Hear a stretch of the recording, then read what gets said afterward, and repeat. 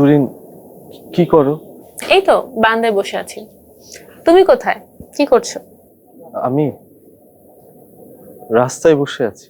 কেন, তুমি এখনো বাসায় যাওনি? বাসায় গিয়েছিলাম, আবার বের হয়ে আসছি। এত রাতে আবার রাস্তায় বের হলা কেন? তুরিন, একটা প্রবলেম হয়ে গেছে। কি প্রবলেম? তুমি প্লিজ একটু বাসার নিচে নামো, আমি তোমাকে সবকিছু বলতেছি।